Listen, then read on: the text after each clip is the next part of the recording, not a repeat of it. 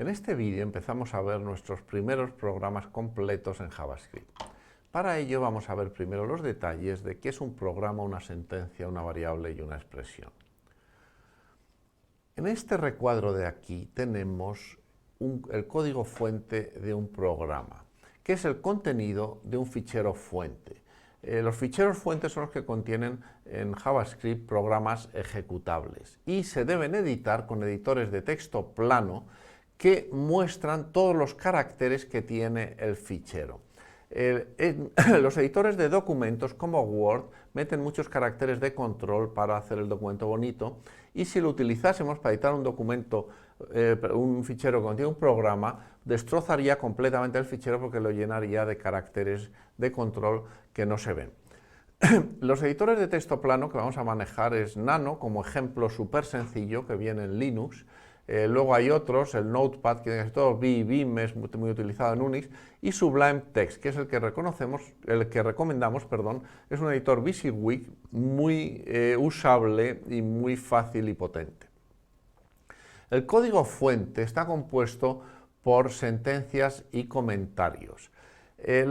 Los comentarios son simplemente informativos, como este de aquí, ejemplo de un programa JavaScript, que es un comentario multilínea que se delimita por barra inclinada asterisco y asterisco barra inclinada al final, o este comentario define variable, que es un comentario monolínea que empieza por las dos barras inclinadas y por el retorno de carro, es decir, el final de línea, lo mismo que este otro comentario monolínea de aquí. El código fuente de este programa tiene además dos instrucciones, que son let x igual a 7, que define la variable x y le asigna el valor 7, y console.log, al que le pasa como parámetro la expresión x por 1,13, que lo que hace es sacar por consola, mostrar por consola lo que se le pasa como parámetro, transformado en un string. Como esto es una expresión, lo que hace es multiplicar el 7, que es lo que vale la x, por 1,13 y mostrar ese número en la consola. Los programas son secuencias de sentencias porque se ejecutan las sentencias en el orden en que han sido definidas. Primero las variables hay que definirlas primero y luego hay que utilizarlas. Luego viene esta instrucción y luego vendrían las que viniesen después.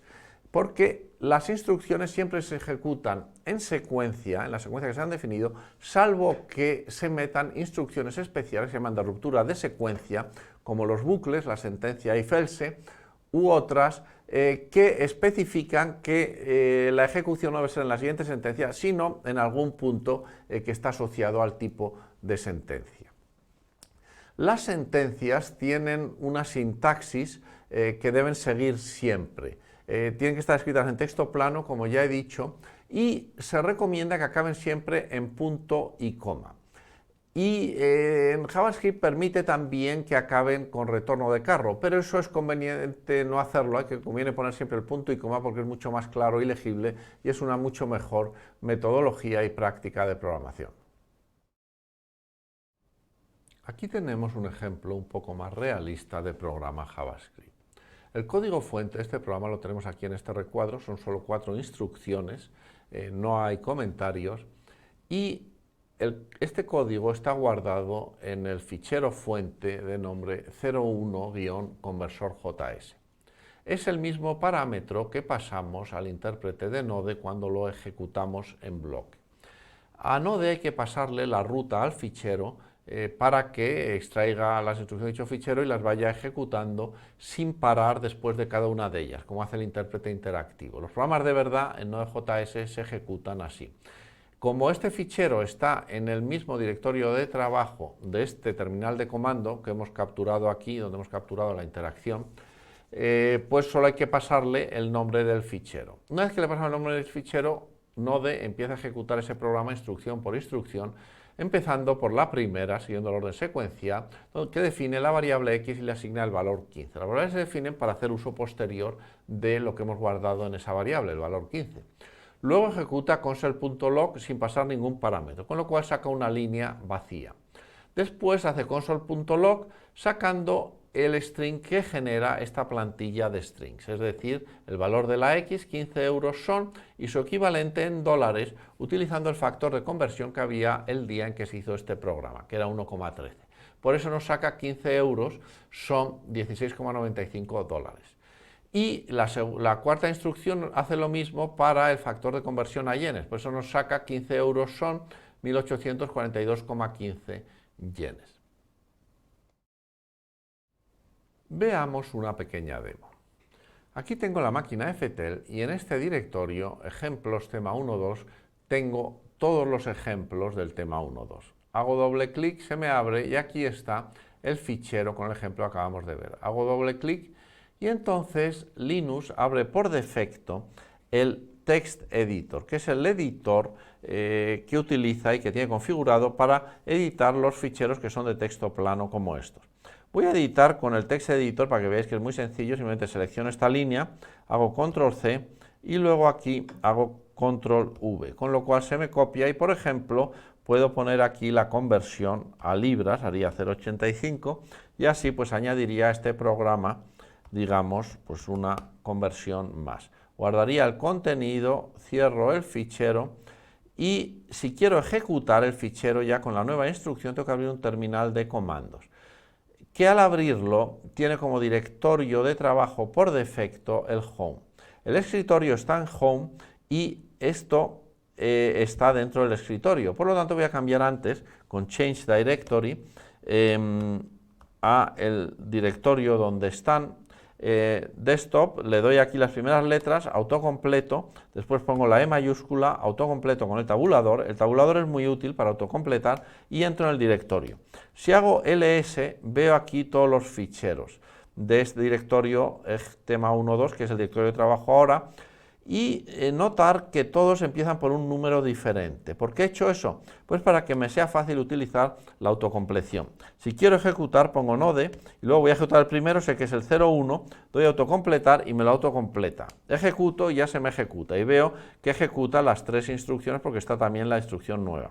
Si quisiese editar con nano, simplemente editaría aquí con nano, pondría el 01, autocompletaría y me aparece. ¿Cómo puedo, por ejemplo, borrar esta instrucción? La selecciono, ahora aquí con Control K haría Control Cat, con Control O escribo, me aparece aquí el nombre del fichero, por si quiero cambiarlo, doy a retorno porque no quiero cambiar nada, y con eso se escribe el nuevo contenido y con Control X saldría. Si ahora vuelvo a ejecutar, voy aquí con la flecha para arriba hasta que llego otra vez a Node para ejecutarlo y se ejecuta ya solo con las 2 conversiones. Vamos a ver también, voy a cerrar esto y vamos a ver cómo se utilizaría Sublime. Sublime es el editor que recomendamos porque es mucho más potente y ayuda mucho y os va a evitar mucho trabajo.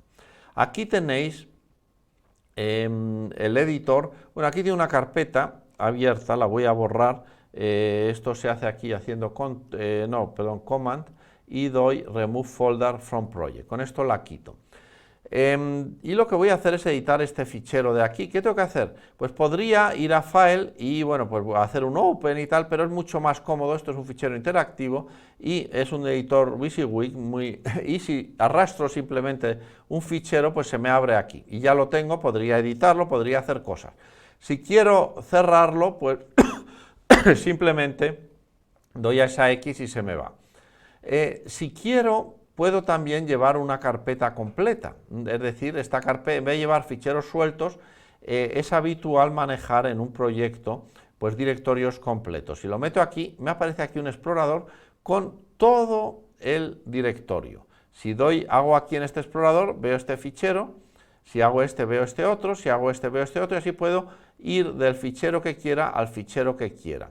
Si ahora, por ejemplo, quiero llevar esta instrucción de este fichero, hago simplemente Control C aquí, voy a Conversor y la metería aquí al final haciendo Control V. Con lo cual se me ha modificado, cuando se modifica aparece aquí este punto porque no está, si quisiese guardarlo tendría que hacer Control S y bueno, pues así iría manejando los diversos comandos. Yo recomiendo que os familiaricéis con este editor y lo utilicéis porque es muy cómodo, porque se maneja muy bien conjuntos de ficheros y proyectos más complejos. Vamos a ver cómo son las variables con mayor detalle. Una variable es un contenedor de valores cuyo contenido puede cambiar. Las variables se definen con la palabra reservada let, tal y como muestra este ejemplo de aquí. Después viene el nombre de la variable, x, el símbolo igual si queremos asignar un valor y el valor que queremos asignar después. Y por último, como sentencia que acaba aquí, ponemos un punto y coma. Esta sentencia lo que hace es asignar a la variable x el valor 5 en el momento de su creación. Por eso aquí representamos el estado del programa, que solo es la variable x, pues este programa solo tiene una variable x, que es la que definimos aquí, y el estado del programa son sus variables con los valores que contienen. El estado del programa, que aquí está vacío al principio, antes de la primera instrucción, pasa a contener el par x con el valor 5. Si ahora queremos cambiar el valor, porque las variables de JavaScript son variables que pueden cambiar el valor y además son no tipadas, es decir, que el valor que contienen puede ser de cualquier tipo, un número, un string, un objeto, cualquier cosa, tenemos la sentencia de asignación, que empieza por el valor de la variable, luego viene el símbolo igual y luego el valor que queremos asignar, el string hello en este caso, y terminada en punto y coma también. En el momento de la asignación, el estado cambia, el estado del programa, y pasamos a tener el par variable x con valor hello. También podemos asignar un defined, que es el valor indefinido. Un defined representa una variable no definida. Y aquí, por último, asignamos a la variable x un objeto, la fecha y la hora del momento en que se ejecuta esta instrucción, porque newDate extrae la fecha y la hora del momento en que se ejecuta la instrucción del reloj del sistema. Un objeto es como dijésemos, algo estructurado, un elemento estructurado que contiene varias partes, como es una fecha que contiene pues, el año, el mes, el día, la hora y muchos otros más. Vamos a ver en detalle cómo son la sentencia de definición de variables, que empieza por la palabra reservada let.